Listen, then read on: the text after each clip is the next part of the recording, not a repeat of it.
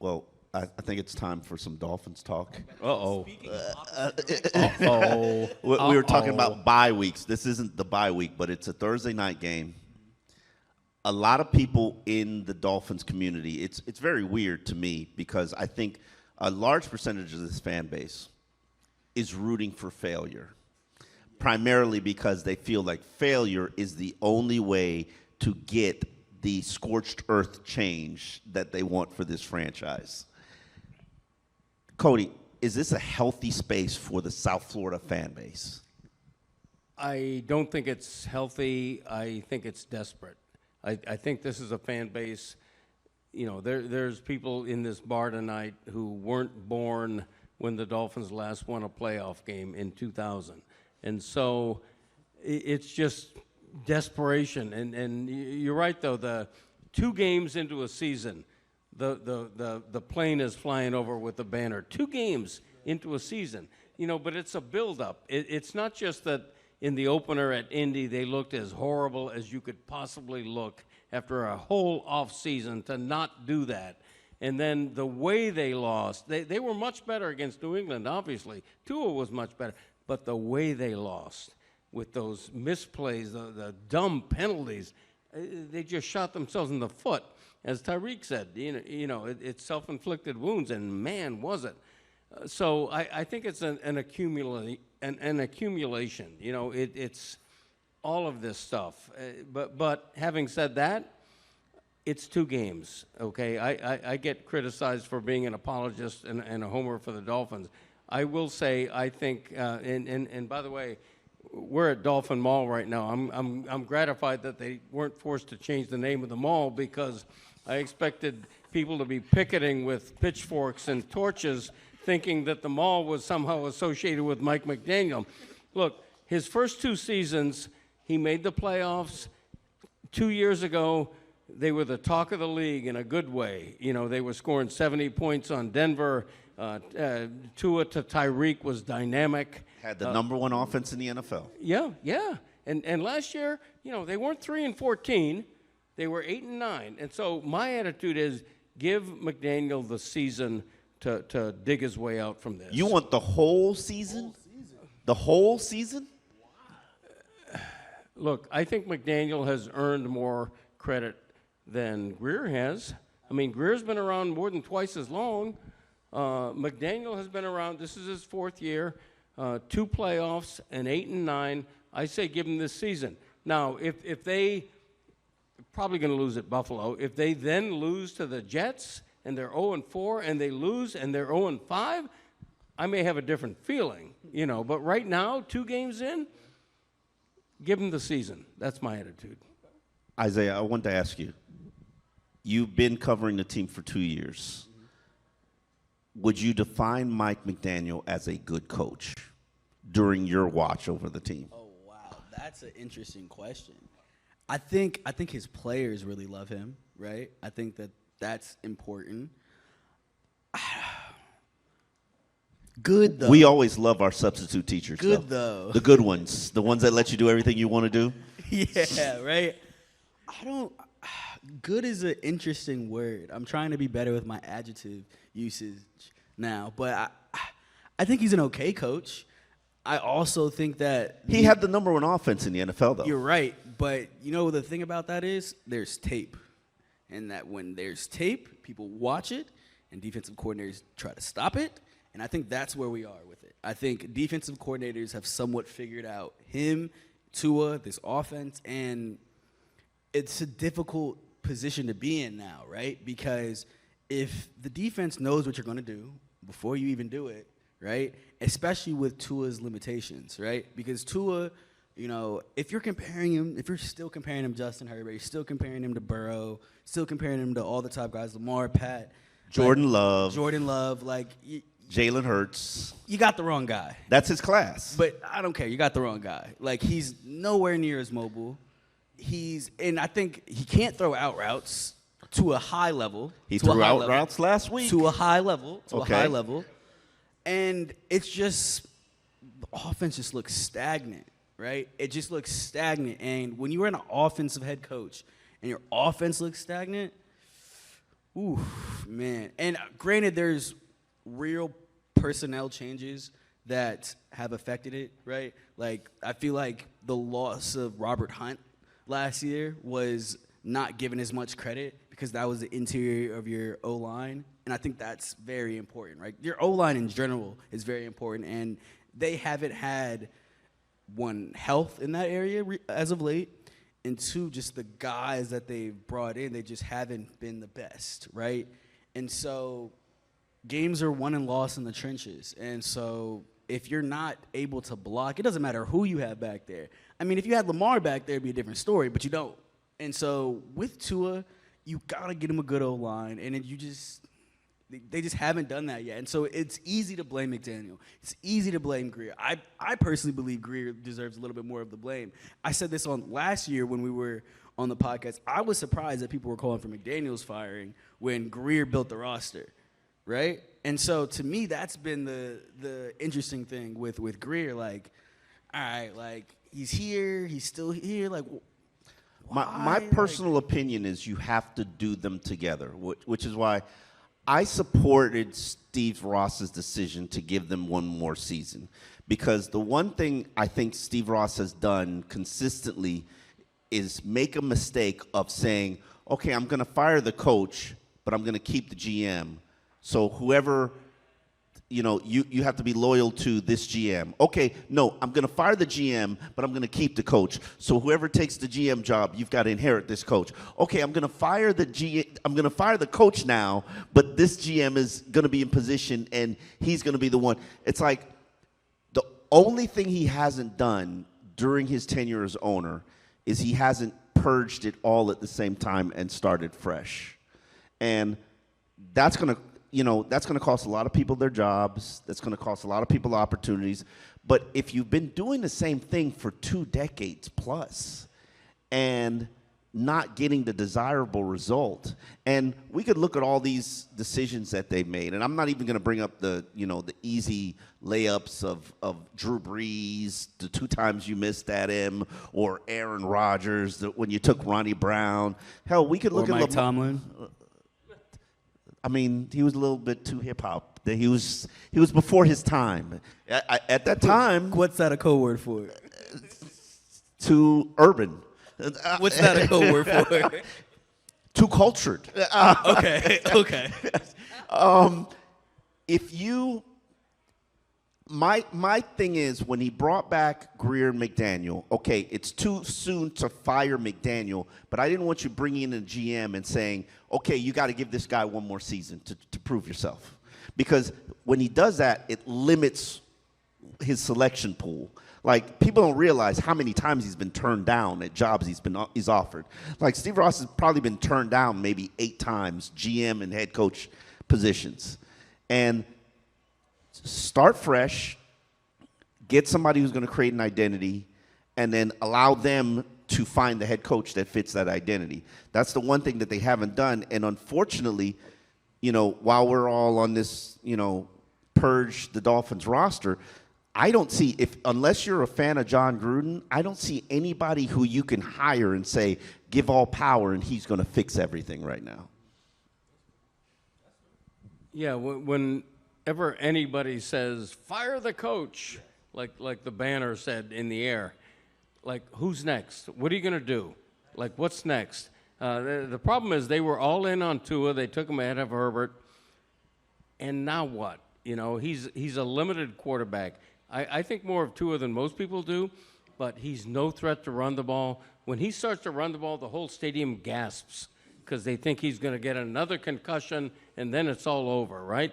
And you look around the league, Baker Mayfield last night had some great runs. Josh Allen runs, Jaden Daniels, Lamar Jackson. I mean, so many quarterbacks are dual threats around the league. Tua is 0. He's not that at all. And therefore, if they don't have a running game to support him, you saw what New England did. They dropped 7 guys back the entire game. And that's so difficult to beat that. And the Dolphins, I think, are averaging less than 70 yards. It's only 2 games, but they're just, Achan's been great out of the backfield catching the ball, but their running game is not working. behind a flawed offensive line with injury problems. So if they're not running the ball, if they're not running 150 yards a game to support Tua and have people come up against a run and give him lanes to pass, this is what you get, what we've seen in 2 games. It's funny you say that because today Tua talked about, I told Tyreek on the deep pass, that was the first deep pass to Tyreek in a full year. Yeah. Tua basically said, I told Tyreek, I'm going to you this play no matter what. People act like Tyreek is new to facing cloud coverages or double coverages or extra attention. He'd been facing that in Kansas City his entire career. Somehow they figured out a way to get it done. The question I have now is, with Mike McDaniel, who everybody jokes now, it used to be a compliment. They called him McGenius. Now it's a mockery. With Mike McDaniel and his creative mind offensively, how come they haven't figured out a strategy that can counteract the cloud coverage and the 2 high safeties and get Tyreek the ball? That's a very good question. I think part of it is that when they gave up Jonnu Smith for a flawed Darren Waller, who was a terrible signing in my opinion and may not play all year, I'll believe that until I see it. I mean, come on. The tight end position has gone from a strength, right? Jonnu Smith was great last year. Somebody who votes for the team MVP might have voted for Jonnu Smith. I'm not saying it was me, but somebody may have voted Jonnu Smith the team MVP last year. And now they don't have a tight end position. To me, and everybody wants to discuss the offense, everybody wants to point every finger of blame to Tua because of the turnovers and because he's the big money player. But my bigger issue is the defense. From this standpoint, the Dolphins had a top 5 defense last year with probably less talent on it than they had this year. And yes, you got to give these players time to gel and create synergy and create an identity and develop chemistry. And it is only 2 games in the season. But I didn't expect them to allow 11 straight scores in possessions. They only got 2 stops on the whole season, two third down stops on the whole season. And that's just not acceptable. And the way that they were built, obviously we know is flawed. You hear them talking about Zach Sealer and how much pressure is being put on him, how much pressure he's putting on himself because he's here trying to babysit and bring along these young players. Obviously, the addition to return of Benito Jones is going to benefit them. But to have these favorable third down situations, you got to be able to stop the run. They can't stop the run. They're not effective pressuring the quarterback. They don't have a turnover on the season. And here we are, most of the people in this sports community are talking about, Anthony Reaver's about to become the interim head coach. How could you become the interim head coach when your unit is one of the worst problems on the team? I think there's multiple reasons why the defense isn't hitting home. You talked about the chemistry, right, on the interior D-line, and it's something that Weaver pointed out today that I didn't necessarily take in effect. Like, the reason why that D-line was so good last year is because, like, regardless, like, Calais Campbell's played a lot of football, right? And I don't think we gave him enough credit for what he was doing. So there's that, but then also I would push back that there's more talent on this year than last year, only because it's a lot of unproven. Like the D line outside of the edge rushers, those like it's unproven outside of Zach Sealer, right? Hold on, but you got 4 edge rushers. How many did you have last year? No, that's real. That's real. That's real. You had 1. But let's put an asterisk on Jalen Phillips and let's put an asterisk on Bradley Chubb because they're returning from injury. Bradley Chubb has 2 sacks. I agree.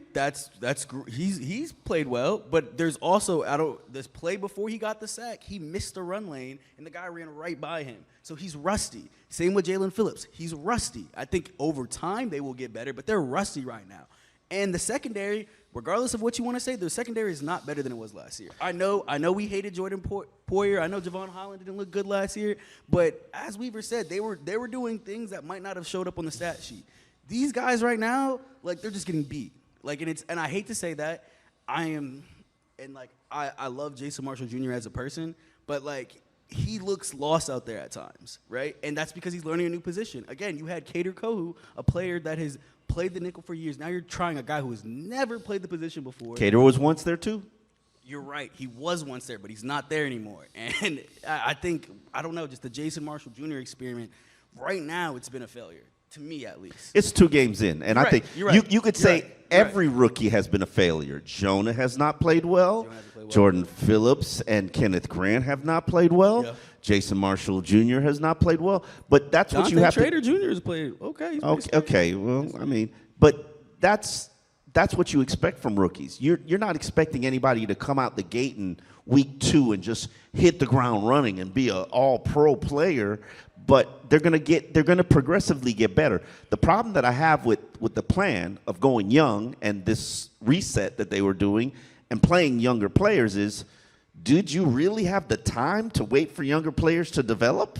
I agree. No, I agree, and I feel like that gets back to the roster construction because, look, to me, not investing in the cornerback unit and be like, we'll figure it out in the next couple of weeks before the season, that wasn't a smart move. I think.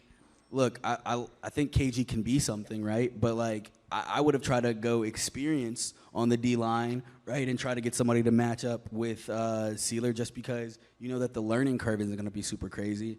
There's just been so many mistakes. I know we got to move on to questions, but it's bad. I feel sorry for Dolphins fans. The question I would have is Dolphins related, and barring divine intervention, I don't see how we beat the Bills on Thursday and turn the season around. So with that being said, how attractive is a job for an incoming GM or coach with the Dolphins? Because despite how the team's doing, they, compared to 2019 when they stripped the team completely down, they actually have some young, cheap talent for the next few years. They have Jonah, they have Patrick Paul, Devon Achane is going to a contract year, and on the defensive side, they triple down on the trenches at D-tackle. So for somebody who's coming in, how attractive is that they have a team that has some pieces at least in place? Well, I just want to say real quick, it's a very attractive job. Number one, because it's one of only 32. If there's a head coach opening, a GM opening, you want that job no matter the situation. Here, I think you have some talent to work with, and you also have a low bar. You're going to be the hero. They haven't won a playoff game in 25 years. You're going to be the hero. If all you do is eke through a season and then beat somebody in the first round of the playoffs, you're made. You're good, right? I mean, it's a low bar here. Until the next year when the expectations raise a little bit. Hello. Yep. But I honestly do think, I've been in this market for 20-something years, and I think over the past 2 decades, not just the Dolphins, but the Hurricanes, our bar of expectations have been drastically lowered. I remember I covered the Canes when they fired Larry Coker because he went to back-to-back Peach Bowls. Yep. And now they've never played in the ACC championship game. So it's a little bit, in terms of Dolphins, yeah, the bar has been lowered quite a bit. But I also make the point, this is the reason why they haven't won a playoff game in 25 years. 25 years. They had Tom Brady in their division for 18 years. Yep, right. Then they followed that up with Josh Allen, who has now led the Bills to 5 straight AFC East championship games. And your percentage of winning a playoff game definitely benefits you when you are hosting a game.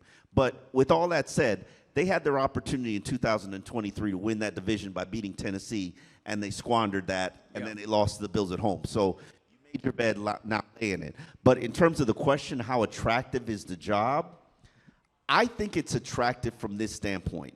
1, you're in South Florida. 2, this is a franchise where a lot of players want to come to because, 1, no state taxes, and they love the weather, and the organization is an organization that has been rated the #1 franchise in the NFL for how they treat players.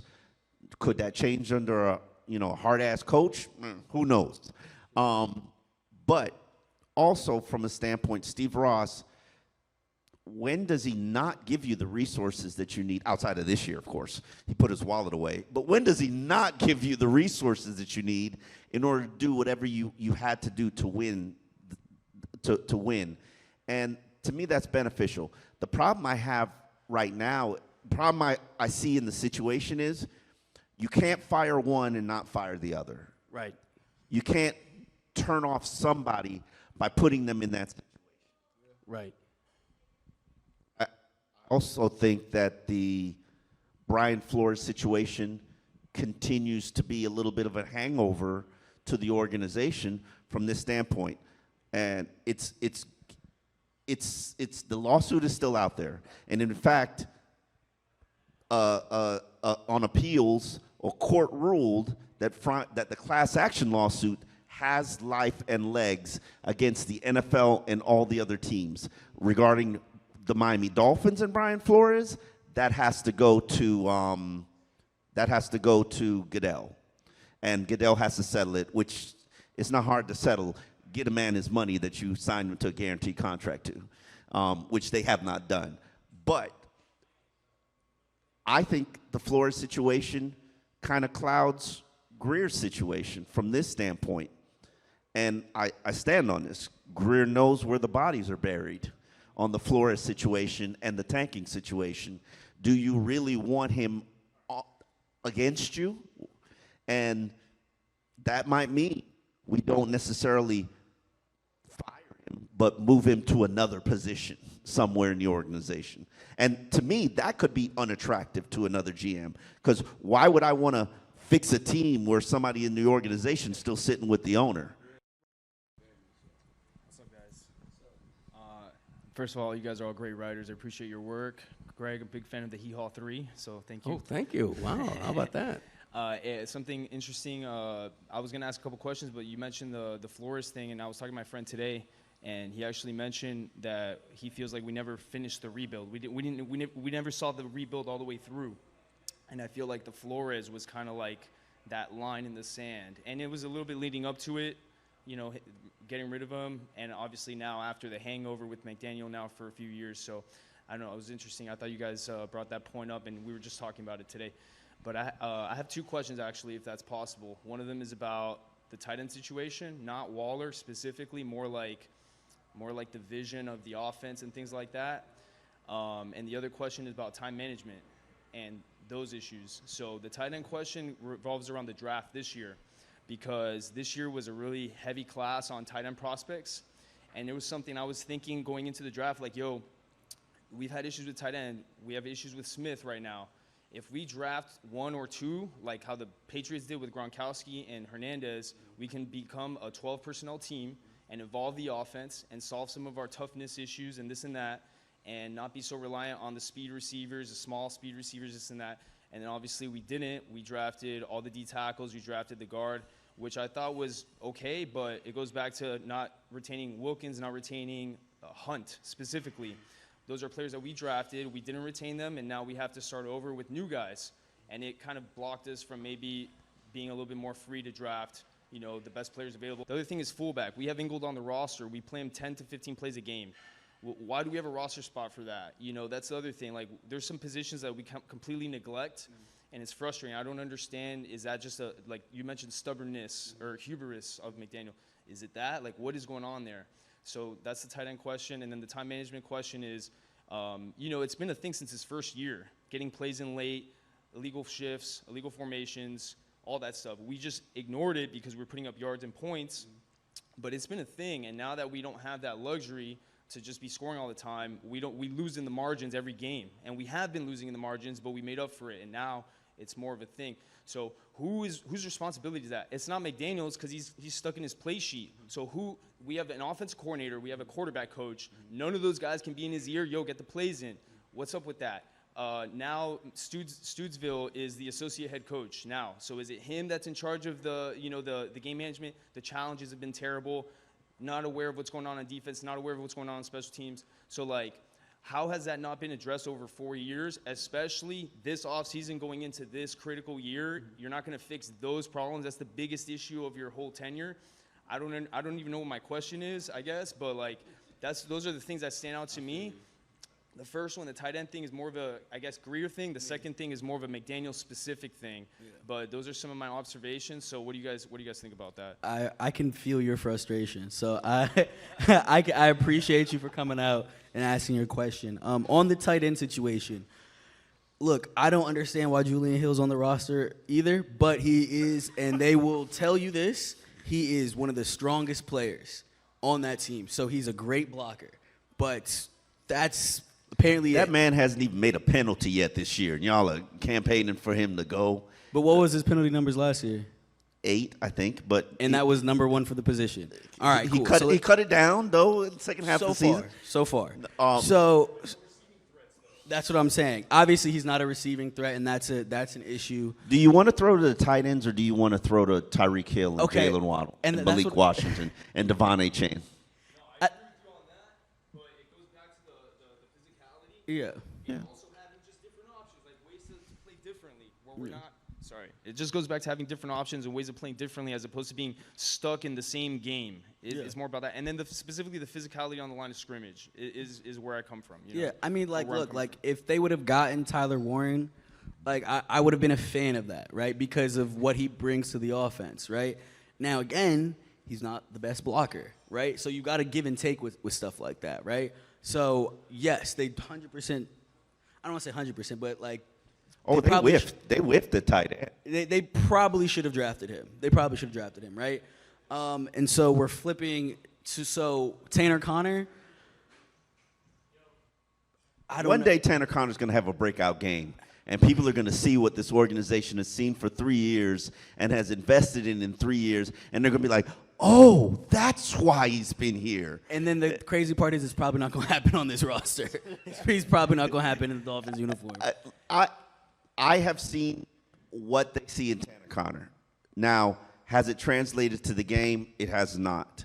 No. But you make an excellent point. The 2 tight end package is their base package. 100%. I don't think that's the reason why they're not good. I think the reason why they're not good is because they're not good at the line of scrimmage on either side of the ball. But right now you're just trying to hold it over until Darren Waller is healthy, if that's going to happen. And to be honest with you, I have no idea what Darren Waller is going to be able to do because I haven't seen him run a single route yet. So, but did they whiff on that plan? Absolutely. Oh, but here's the justification I give people who say, oh, the plan was poor. One, Chris Grier said, I was surprised that I was able to get Minkah Fitzpatrick. If I'm unloading Jalen Ramsey on the Steelers, because that was what it was an unloading, and I have to give you Jonnu Smith to get Minkah Fitzpatrick, done.